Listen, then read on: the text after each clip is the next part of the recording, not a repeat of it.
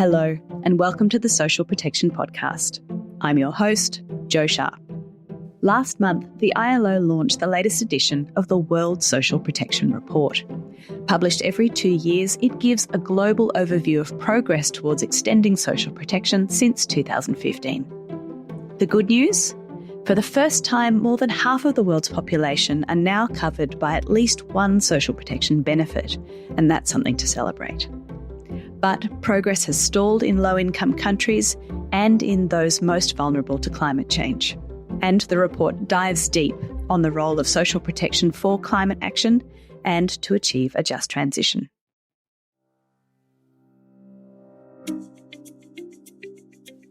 Today, we'll unpack the headlines with our guests from the ILO, the Gambia and Brazil, talking global trends and country efforts to expand coverage and pivot programs to meet the climate challenge.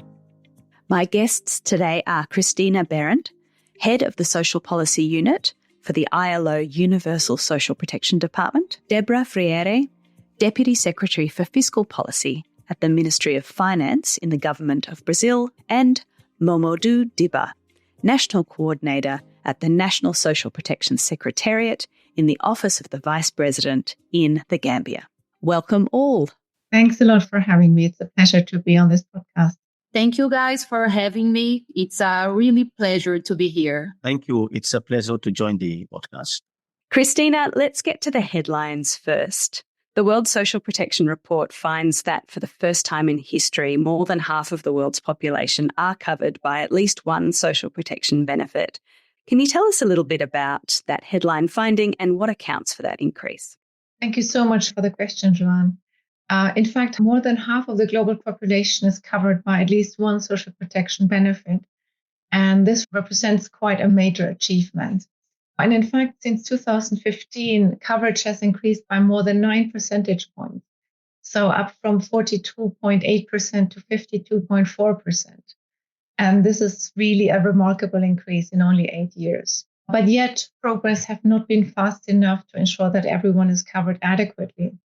So it means that almost half of the global population, 3.8 billion people, predominantly in the global south, are still without any social protection. And this means that they're ill-equipped not only to face their everyday life cycle risks, but also the increasingly common climate-related risks. And let's maybe look at the factors that contributed to that significant increase in coverage. And in fact, we see quite a deeply divided world. Many middle-income countries have actually made significant strides to expand their social protection systems.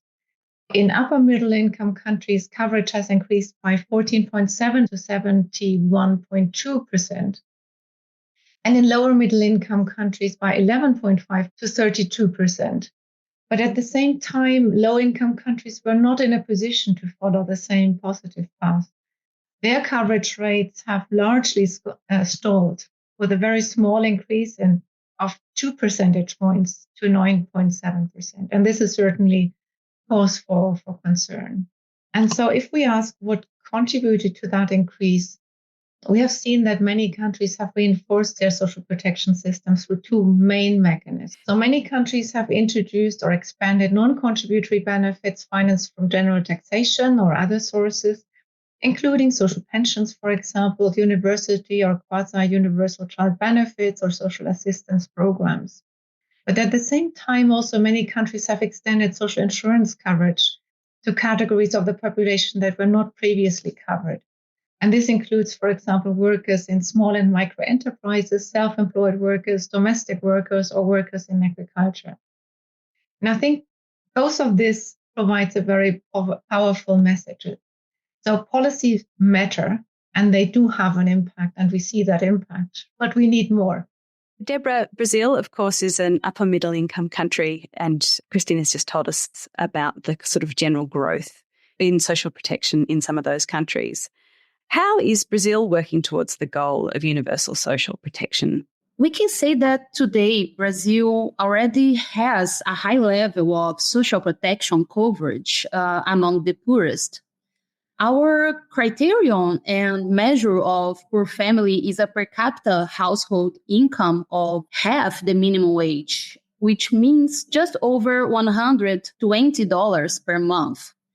The Unified Registry, which is our unified large registry of poor people, includes all families with up to this income level.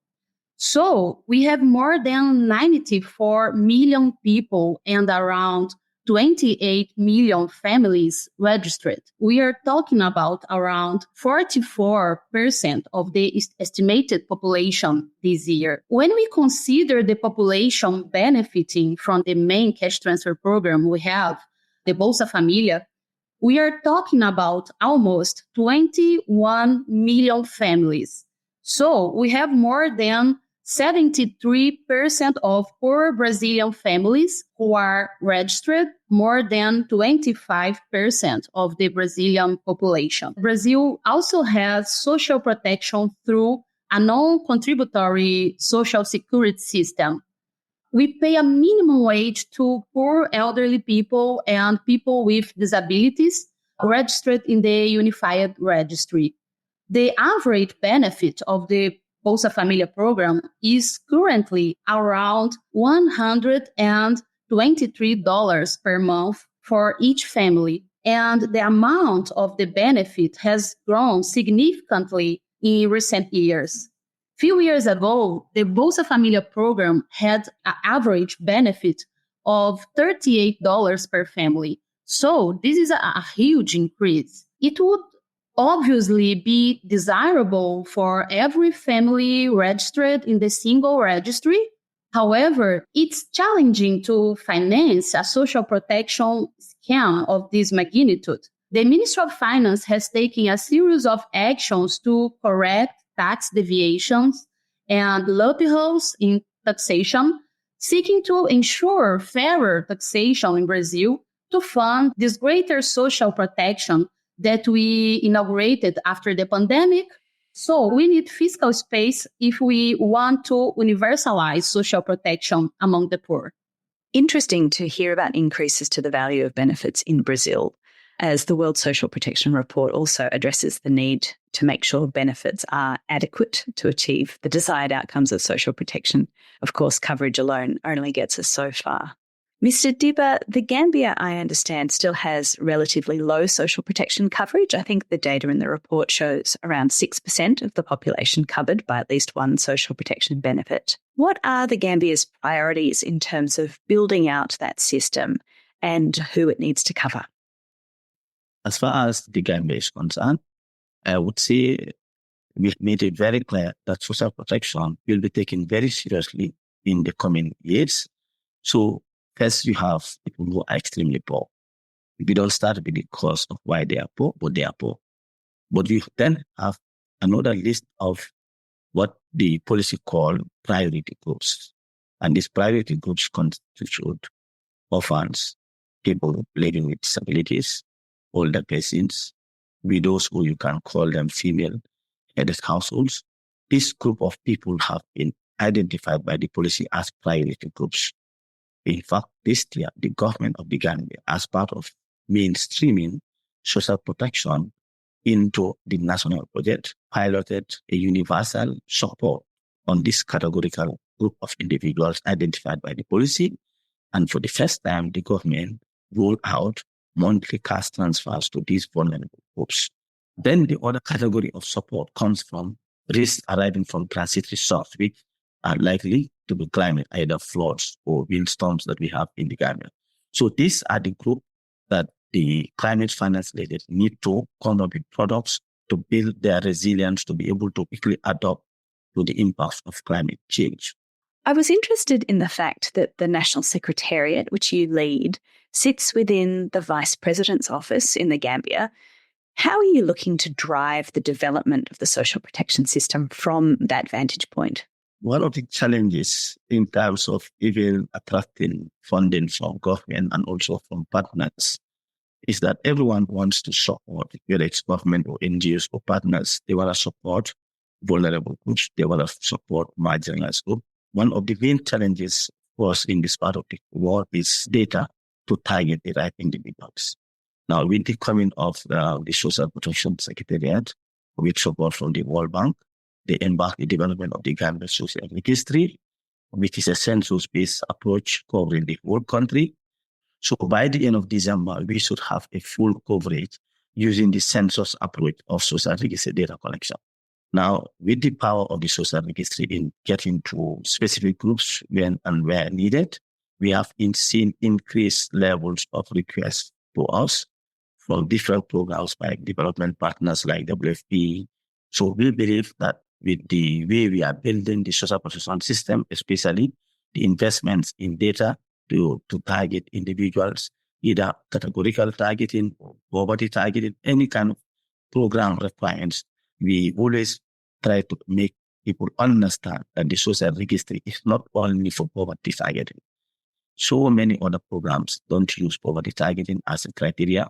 So we have a universal set. We have also embarked on an exercise to go through the government of the Gambia budget line by line, using the policy as a guide and international benchmark, classify every social protection expenditure in the different ministries and why they qualify to be social protection or not.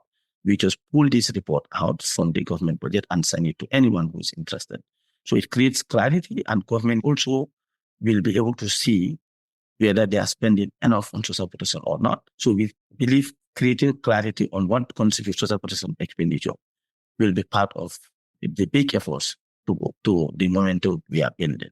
And I think also we are encouraging government to move towards universal social protection. And that is why they've started the categorical targeting. Hopefully government scale it up every year, of course, on the background of fiscal challenges, but we are continuing to advocate that government increase social protection expenditures. We will come back to some more of the findings from the global data in a moment, including to talk a little bit more about where some of these major gaps remain. But first, as Christina's already foreshadowed, the theme for this edition of the World Social Protection Report is Universal Social Protection for Climate Action and a Just Transition.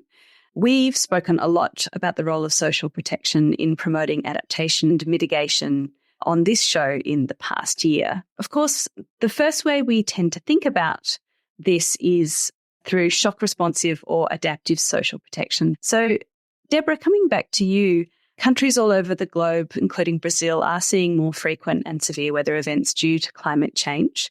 In April and May this year, heavy rains resulted in severe flooding in the Brazilian state of Rio Grande do Sul, affecting 2 million people. Can you tell me a bit about how Brazil's social protection programs adapted and were deployed to help people through that period? Yes, the flooding in the state of Rio Grande do Sul was a major environmental disaster, and we all felt its effects deeply and very sadly. But we can say that the federal government responded very quickly, and all the social protection infrastructure we have was very useful. For example, the capacity of the Unified Registry, which is the basis of social protection in Brazil, to be rapidly expanded by a task force to include affected families was essential. Between May and July, we had around 126,000 families in the state included in the Unified Registry so that they could access eligible benefits. In terms of social protection, we implemented an income support called Reconstruction Aid, which consisted of a one-off payment of almost $1,000 to families left homeless or displaced by the climate tragedy. We also advanced payments to insured individuals who receive welfare and social security benefits. Basic food baskets were also delivered both to Solidarity kitchens, which prepare meals for families affected by the floods, and for humanitarian aid. We also had the emergency financial support programs for workers, in which the federal government paid 2 salary installments to workers in exchange for companies maintaining jobs. I think that the intelligence in social protection that Brazil has built, mainly in registration, mapping, active search, and support for vulnerable people was essential for this rapid response. Of course, there is still a long way to go before we have the adaptive social protection framework needed to deal with broader climate challenges. Christina, what are some of the other ways we need to be thinking about social protection in terms of supporting mitigation, that is, reducing carbon emissions, and the social and economic transitions that will need to come along with all of that? So thinking beyond that kind of shock responsive piece to the kind of broader ecosystem of interventions and how social protection can contribute to those. I would just like to reinforce two important points that Deborah has made. The first one is that both social insurance and tax finance benefits can contribute to this important objective. And I think this is absolutely essential. And secondly, which is as essential, is having robust systems in place before a crisis is very, very critical for really having a fast response. Now, if we think about how social protection can play an important enabling role in supporting the mitigation of climate change, including with regard to alleviating the unintended negative impact of climate policies. And I think there are several channels through which this works and where social protection can play an important role. And I would just quickly mention 3 examples. The first one is looking at supporting and facilitating the just transition when it comes to the employment impacts of policies to reduce carbon emissions. And there we have, for example, countries like Spain or Germany. When they closed down coal mines, they were really using quite a lot of social protection policies as part of the support packages that were put in place and which were negotiated actually between governments, employers, and workers. So in this support package, early retirement schemes was part of it, unemployment protection, but also reskilling and job placement support. And I think these experiences hold quite important lessons for other countries that are undergoing energy transitions like China, Indonesia, India, or South Africa.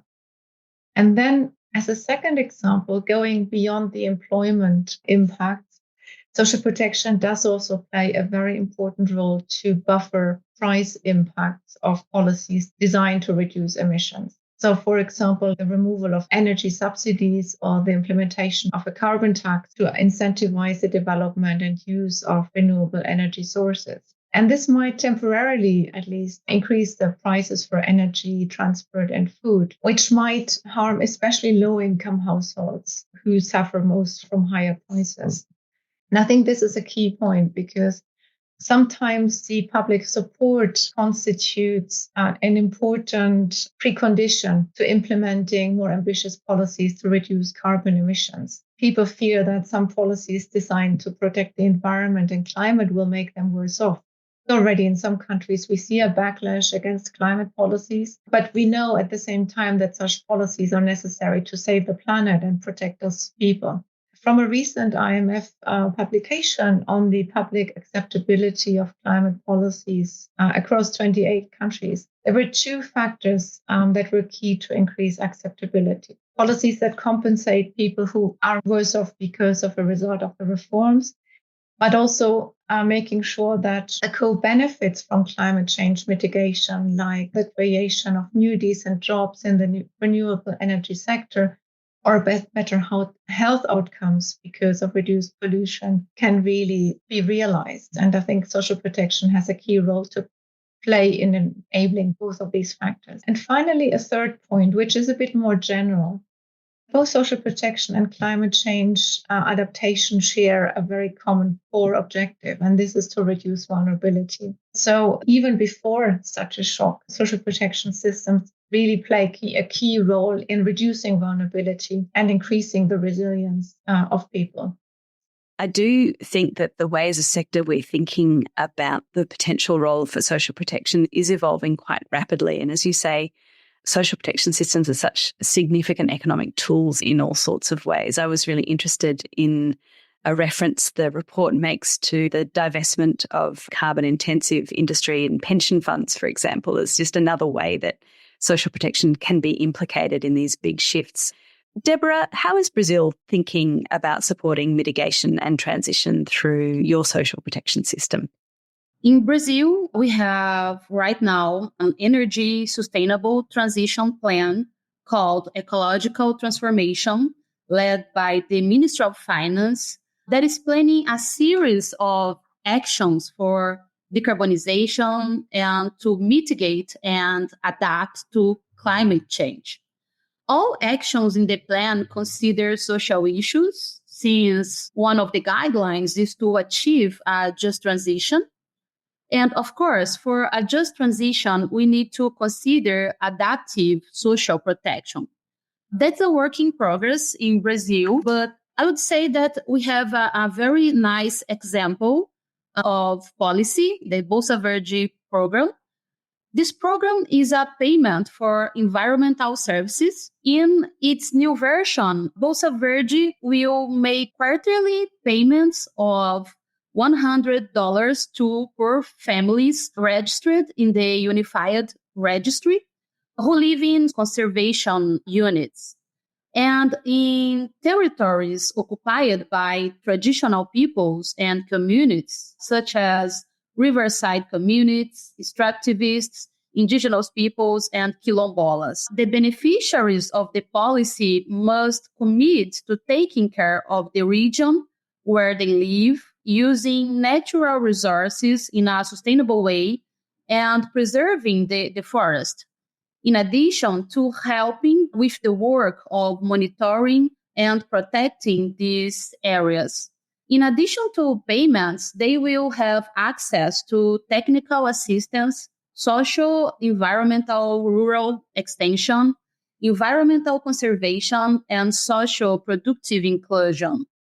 It is really interesting to think about how some of these payments could over time be viewed as valuing kind of that natural environment. We have also featured the Segura Defeso scheme on the podcast before, which is essentially compensating fisher people for not fishing in the season in order to allow fish stocks to regenerate and some of those things. So again, a structural approach to making sure that people aren't disadvantaged. Obviously, the challenge of addressing land degradation and deforestation goes beyond individual communities, but nevertheless an important piece of that puzzle. Mr. Dibba, the Gambia has a nationally determined contribution, an NDC, to reduce national emissions and a national adaptation plan to adapt to the socioeconomic impacts of climate change. From where you sit, how do you see the potential for social protection to contribute to climate adaptation? And how does social protection feature in the NDC or the National Adaptation Plan or the national conversation about how to address climate change? I'll just start this response with an engagement I had with a few colleagues last time we were attending the COP28 in Dubai. And I was curious to say, but what is social protection doing at COP? So I made a joke. I said, when you have a flood or a windstorm, who do you see in the front line providing assistance? The climate people or the social protection people? We are not discussing anymore the impact that climate change has impacts. We are living through the impact of climate change. And you need the social protection programs to be there in such a way that they are easily scaled up to build people's resilience when the climate impacts hit, because data already has proven that some of the impacts of the climate change are not preventable anymore. They've been triggered and they will happen. So from the point of view of the Gambia, together, of course, with support from the World Bank, we are building an adaptive social protection structure so that we are able to scale up activities to respond to the impact of climate change. When we worked on the brief on social protection for NDCs, because the NDCs are coming next year, they said this brief is for ministries of social protection to understand they have a role. Then I said, in our case, it's the reverse. We need the climate people to really understand that we have a role to play in climate change discussions. So it's one of the reasons why we are continuously being engaged with the Ministry of Finance, the Climate Finance Unit, the Ministry of Environment to actively participate in their activities. Of course, the Ministry of Climate Change already said that the social protection will be part of the adaptation working group as we work on the next NAP. And of course, the Social Protection Agency will also play a crucial role to ensure that in terms of adaptive strategies, social protection measures are an integral part of the system. Our strategy is constantly engaging the climate change to ensure when they are discussing the issues of climate change, either it's the NAP or it's the NDC, we are actually on the table, because if you are not on the table, sometimes you may be forgotten. That's our approach. Christina, coming back to the report in the broad and the data that you're presenting in the paper, as you've already outlined earlier, we've made really significant progress in expanding coverage and access to social protection. At the current rate, the report estimates we're still 49 years away from achieving that goal of universal social protection that we are working towards. And you've already outlined a bit that while social protection coverage is expanding in many places, expansion has stalled, particularly in low-income countries and also in the countries most vulnerable to climate change. And obviously, there's quite a lot of overlap between those two categories. Can you talk us through those findings and their implications? Yeah, thank you. I think that's a very important question. I mean, especially as we're just 5 years away from 2030. And if we want to make good on the objective of universal social protection, we can definitely not wait another 49 years, but we need to really accelerate progress in that regard. And indeed, we've talked earlier about the 3.8 billion people, predominantly in the global South, who lack any form of social protection, which really leaves them very unprepared for both the life cycle and the environmental challenges that lie ahead of them. And you've touched upon the situation of people in low-income countries, where we have seen much too timid progress, and the situation of those countries that couldn't really follow the same level of dynamism that we have seen in middle-income countries, which have really embraced social protection as a key part of their strategies of both social but also economic development. But for low-income countries, the coverage rate with this 9.7% on average remain really stubbornly low. But you've also put your finger on the countries which are at the front line of the climate crisis. And in fact, if we look at the 20 countries which are most at risk, even a lower percentage of the population, only 8.7% of the population has some kind of social protection coverage. So that leaves more than 90% of the population, or it's 364 million individuals in those 20 countries without social protection. And even if we expand to the 50 countries which are most exposed to climate risk, the coverage is only 1/4 of the population covered at least by one social protection benefit. But we have a much larger group of people living in those countries. We're talking about 2.1 billion people. It's by far not enough to have just 1 in 4 persons covered. We really need to achieve universal social protection coverage. And in fact, these large coverage gaps are linked to important policy and financing gaps. So there is no question that if climate action and the just transition are to succeed and are to be politically acceptable also in the long run, that social protection must be adequately reflected not only in national, international social protection strategies, but also in national and international climate financing strategies. Thank you. Christina, what about some of the other significant gaps that the report highlights? I noticed, for example, there's some discussion about the ongoing continued gender gap, the kind of peaks and troughs of coverage across the life cycle. What else stands out to you, and how are those trends changing or not changing over time? Indeed, we see still some quite significant gender gaps. For example, when we talk about the overall coverage by at least one social protection benefits, we see that coverage is just above 50% for women compared to 54.6% for men. I think there is a very important need for social protection systems to become more gender responsive. But we also know that this requires a larger set of policies to address inequalities in labor markets, in employment, and society at large, because these are the inequalities which are in a way mirrored by social protection systems. And social protection systems can do a lot actually to address those, but they're not just a panacea. And maybe one of the areas that we need to look into is the question of care. and the way care is organized, how care is financed, who's responsible for care. And there has actually been an interesting discussion at the International Labour Conference earlier this year on decent work in the care economy. And I think that's also highlighted some additional aspects which go beyond how care is organized in families, but also to look how there can be a decent employment in the care sector, which helps to address several challenges. Whenever we talk about this goal of universal social protection, we have to talk about financing. Governments do have to make choices about what they invest in. We do see some countries, in fact, resorting to austerity and reduce social protection and social services in the face of rising debt or reduced revenue. Deborah, I'd be interested to understand a bit more how Brazil looks at this challenge. What are the fiscal pressures on social protection budgets in Brazil? How do you balance that social protection expenditure against other priorities? I think after a long way, social protection is currently considered to be an investment rather than a cost, mainly by President Lula, who always defended this point. But we have to say that Brazil has important fiscal pressures in its budget. We have a rapidly aging population, and we can say that the demographic bonus is running out in Brazil.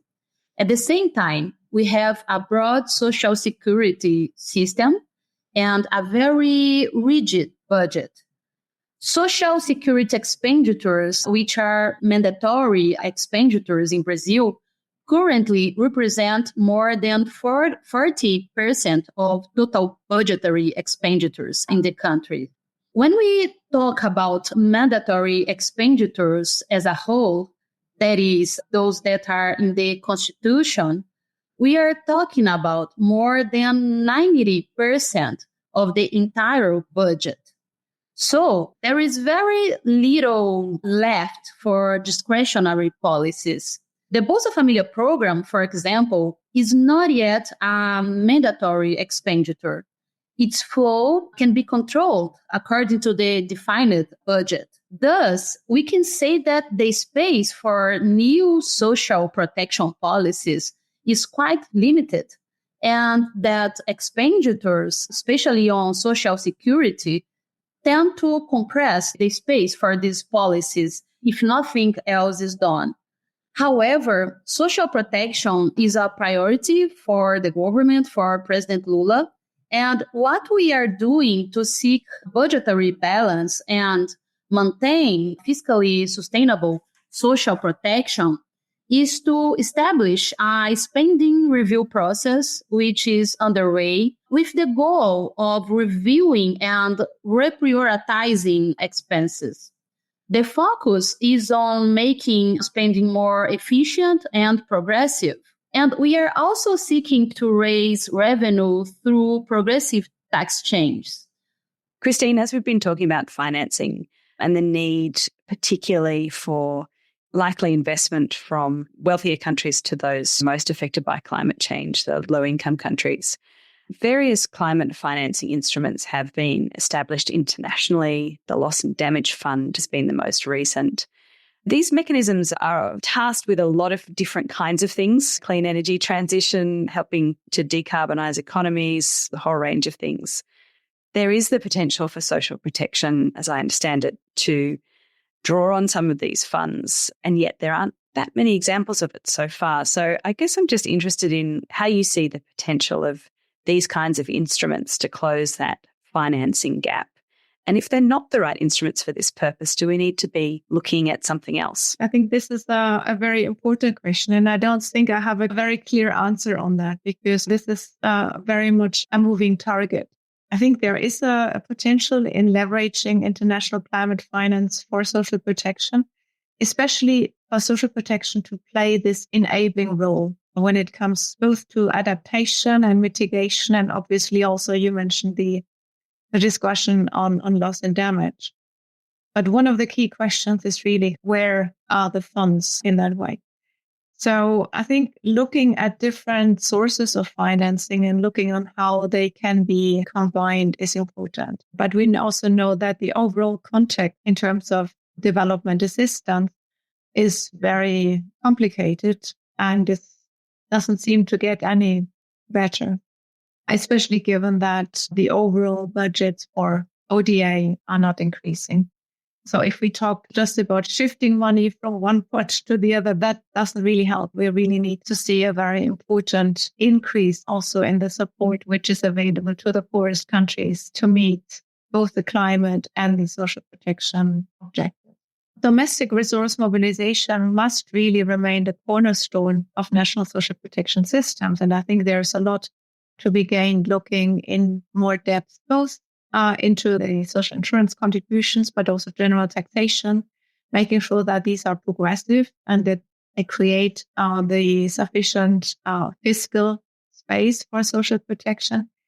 But when we talk about low-income countries and the countries really at the front line of the climate crisis, we also know that international support is very likely to be necessary to make sure that those countries can address their immediate financing needs, but also build their social protection systems over time. Mr. Dibba, the World Social Protection Report shows quite clearly that many of the most climate vulnerable countries are the least able to afford comprehensive social protection systems. Do you see opportunities to draw on some of those instruments to help build social protection systems in places like the Gambia? Have you had any experience or success in trying to utilize climate financing for that purpose? Okay, so I may not be able to be very comprehensive on this because it's a recent phenomenon for me in terms of specific climate financing instruments. But I do know that with the support of the African Development Bank, they have some instruments on climate-related stocks where they provide support. But specifically on trying to draw in climate-related financing to social protection, I will make mention of non-social protection. Act 2024 established a National Social Protection Fund. Now, the regulations to the National Social Protection Fund detail out how we should strive to have this climate finance shock window to be able to finance climate-related risks and shock responses. So we have actually detailed out the guidelines, and in order to be able to draw in financing from the international structures or instruments, we have created a situation where in the Social Protection Fund, even though it's domestically managed, the sub-window could allow for earmarking of funds from these instruments to the Social Protection Fund, and they could specifically be only to scale up activities in response to climate risk. So basically, in the Social Protection Fund that we just established, the regulation created a sub-window for this kind of financing social protection activities. They could either be support in terms of setting up the organizational structures of the sub-window. They could also be earmarked funds for specifically financing climate risk. Christina Behrendt, Deborah Freire, and Momodou Dibba, thank you so much for joining me on the Social Protection Podcast today. Thank you so much. It has been a pleasure. Thank you so much for having me. Joan, thank you so much also for having me. It was a pleasure to be on the podcast.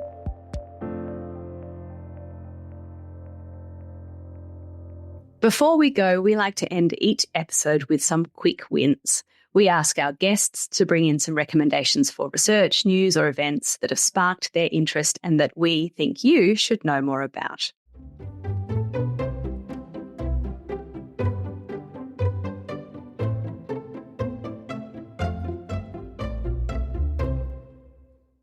Joining us for Quick Wins today, I'm very excited to welcome Professor Naila Kabir, who is Professor of Gender and Development at the Department of International Development at the London School of Economics. Welcome, Naila. It's a real pleasure to have you with us. Thank you, Jo. I'm very pleased to be here. We're talking in this segment about the upcoming edition of the World Survey on the Role of Women in Development, due out later in this month, October. I understand you played a role as part of an expert advisory group on this report and peer-reviewed it as well. This is a really significant piece of work prepared every 5 years and presented at the UN General Assembly.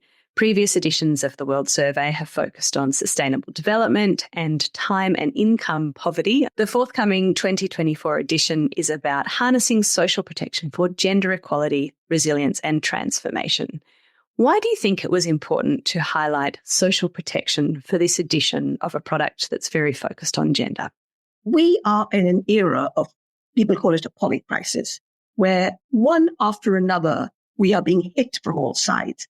It's climate change, it's financial crisis, it's the pandemic, and then there's the everyday crisis that people have to deal with in their daily lives. So we've become aware in a way that we have never been aware before.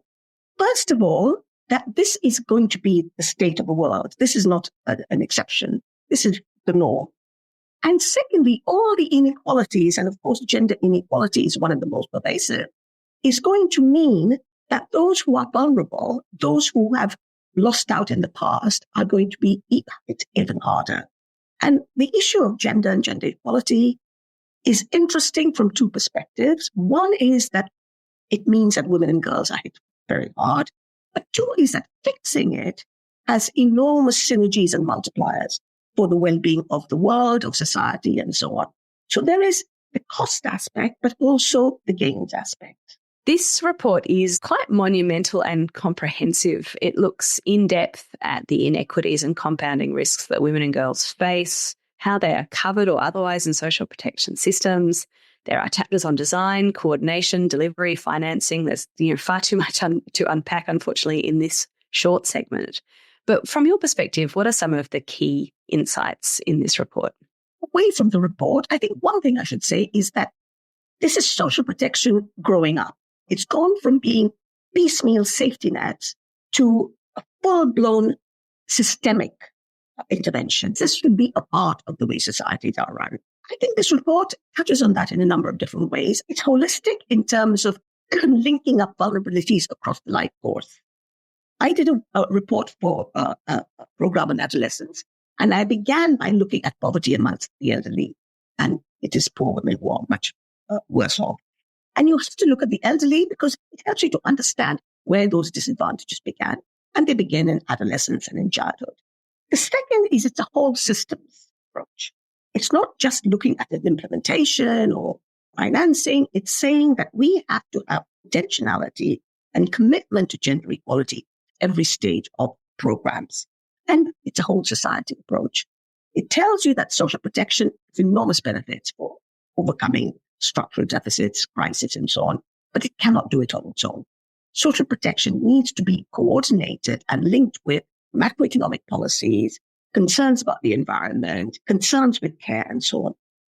Thank you. I wanted to highlight myself the report's gender analysis along the social protection delivery chain. The report starts off by saying these are more than just a series of technical steps made up of people and relationships. They shape women's experiences of agency and dignity. This is such an important perspective on something that we often view as in a very technical way, and it is made possible by applying gender and human rights lenses. What I think this whole report does is by reminding us that there are people involved in these delivery systems. We have to imbue the whole system with an awareness that you are dealing with people, and many of them are amongst the most marginalized, whose everyday lives depend on how well they can cope with crisis, how well they can prosper, look after their children. But I think the report makes one other additional point, and that is the way that social protection is delivered, the terms of respect, the obvious effort at inclusiveness are very important in shaping relationships between states and their citizens. The field worker on the ground is the government in person. This is who a poor marginalized woman or an informal sector worker. This is their experience of the government. It should not just be being inspected or taxed, etc. It should also be being recognized as entitled to sharing in the prosperity of a nation, sharing in the possibility for improvement and so on. In the first part of this episode, we talked about the ILO's recently released World Social Protection Report, which of course tracks global coverage and other indicators, and this year looks very closely at the role of social protection in addressing climate change. Of course, a huge challenge for achieving universal social protection is financing, or perhaps the way governments make decisions about financing. This report, the World Survey, calls for a new generation of fiscal pacts to scale up financing for social protection and gender equality. What do you think it would take to mobilise that crucial financing to achieve universal social protection? I see the idea of fiscal pacts as an element in social contracts. Social contracts consist of duties, obligations, rights, claims, and so on. And at the center of it are what we owe each other in terms of resources. And I think the report said universal social protection stands and falls by whether we have the resources. I think where there's a political will, we will find the resources. Right now, many poorer countries have been forced to tax citizens through indirect taxes, through sales taxes, consumption taxes. They have been prevented from direct progressive income tax or wealth tax. So there, if we could get rid of those restrictions, then even within a poor country, there is scope for mobilizing revenue. I think another point that the report makes is you've got to start giving benefits before you start extracting costs. So I think governments have got to be seen to be caring of all their citizens, the poor and the rich, and you need that sort of solidarity. At the moment, I think international financial institutions are not on this side. They are far too busy kind of restricting fiscal space in different countries, far too busy kind of allowing corporations to avoid wealth tax. But I think one of the things that climate change has done is it's a call to action. When people talk about extinction, that is what we are facing.